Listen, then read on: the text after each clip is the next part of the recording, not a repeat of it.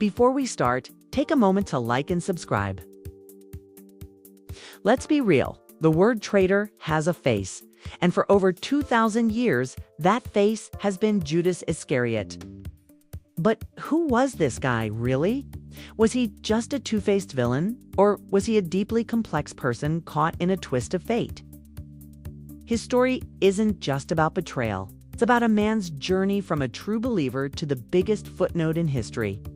Imagine you're walking along the shores of Galilee, the sun warm on your face, and the air thick with the smell of fish and salt.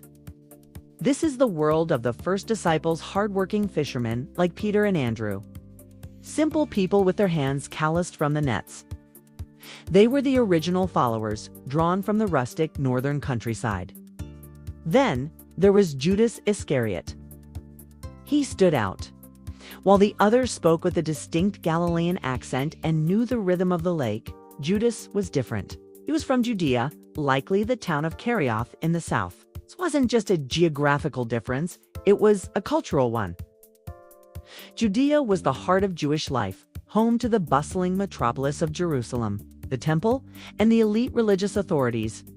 Judas would have been more worldly, more educated, and perhaps more accustomed to the complexities of urban life than his new companions. He was the southern city dweller in a group of northern country folk, and his name, Iscariot, literally set him apart. When Jesus chose his 12, he didn't just pick a homogeneous crew. He chose a diverse group, and Judas was the one who brought a different perspective. A sharp intellect and a knack for organization. It was for these very reasons that he was given one of the most important jobs. He was named the group's treasurer.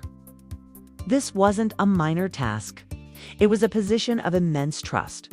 He was responsible for the collective finances, the donations from supporters, the money used to buy food, and the funds for their mission to help the poor and needy.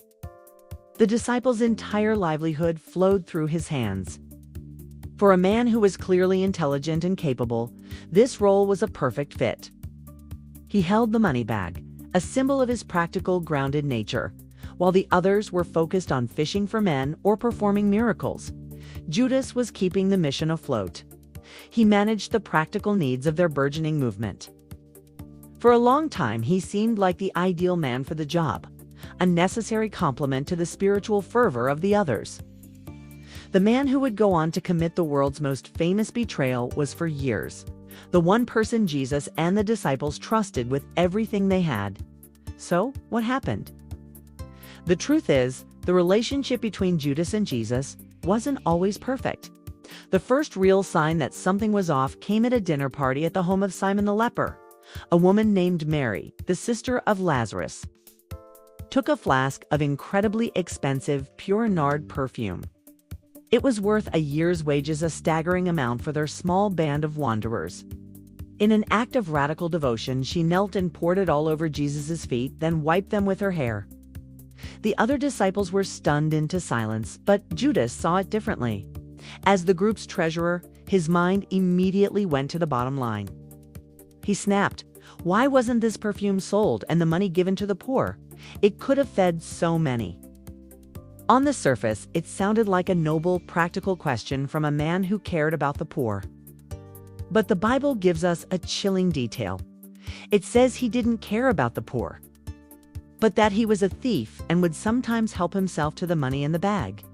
This incident shows the first major crack in the relationship.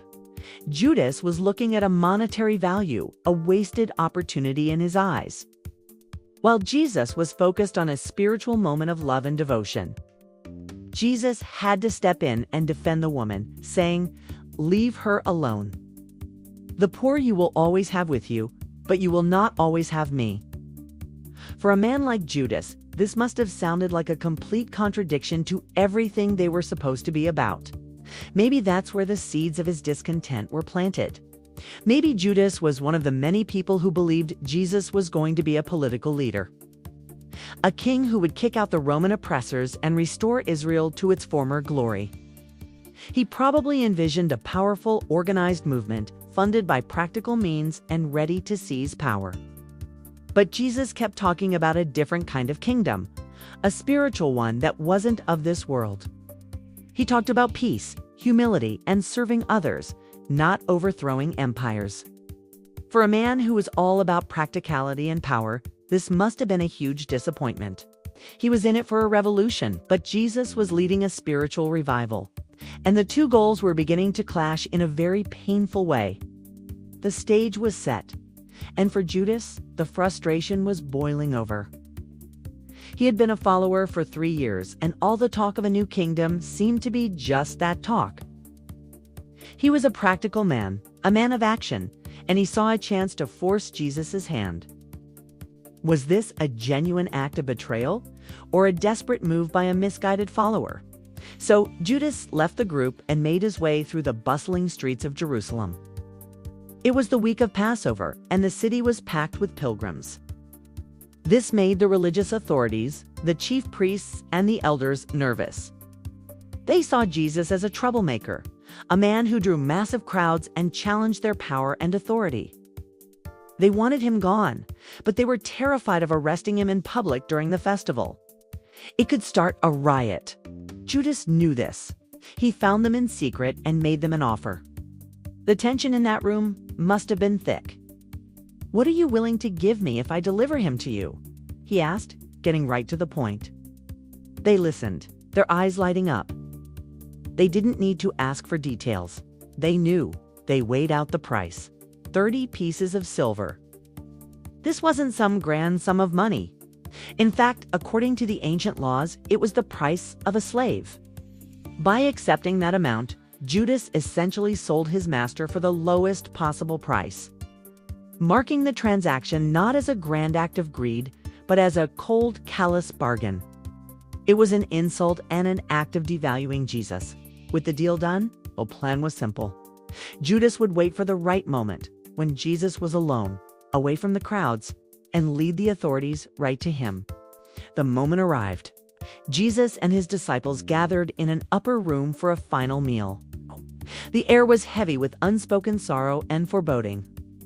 Jesus, knowing exactly what was about to happen, said, "One of you is going to betray me." The disciples panicked.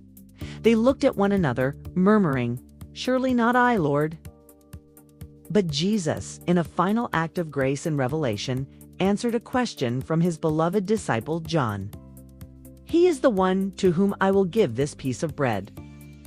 And with those words, he dipped the bread and gave it to Judas. It was a gesture of intimate friendship, a final warning and a tragic marker of the moment of truth. Judas took the bread and, without a word, left the room. Later that night, Jesus led his remaining disciples to a garden called Gethsemane on the Mount of Olives. The air was cool, and the shadows of the ancient olive trees stretched long under the moon. This was a place of quiet reflection, a personal retreat. As Jesus prayed with a deep, agonizing sorrow, his disciples fell asleep, leaving him alone in his most desperate hour. The stillness of the night was shattered by the sound of approaching feet, clinking of armor, and the flickering light of torches. A large mob, armed with swords and clubs, entered the garden.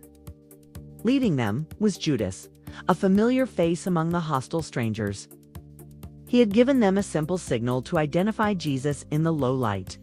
"The one I kiss is the man. Arrest him and lead him away." Judas stepped forward, his face a mask of false friendship. "Greetings, Rabbi," he said, and gave Jesus a kiss on the cheek. It was the ultimate act of betrayal. A kiss, a universal symbol of love and affection, was twisted into a signal for death. It wasn't just a sign. It was a profound violation of trust. The man who had been the treasurer, the trusted follower, had used the most intimate of gestures to hand over his friend to his enemies. As soon as the kiss was delivered, the mob rushed in and seized Jesus. The disciples, terrified, scattered and fled, leaving Jesus alone with his captors. The story of Judas doesn't end with his betrayal, it ends with his regret. When he saw that Jesus was condemned to death, Judas was filled with remorse. He tried to give the money back to the priests, but they refused to take it. The silver coins were blood money, and they weren't going to taint their own hands with it. Abandoned by his former accomplices, consumed by his guilt, Judas did something desperate. He threw the money into the temple and, in a final act of despair, he went out and hanged himself. His story is a tragedy. He was a trusted friend, a close confidant, and one of the 12 chosen. Was he a villain? A pawn? A misguided zealot who wanted to force Jesus' hand? We'll never really know. But what we do know is that his name will forever be tied to the most infamous betrayal in history. A cautionary tale about how even the closest friend can fall.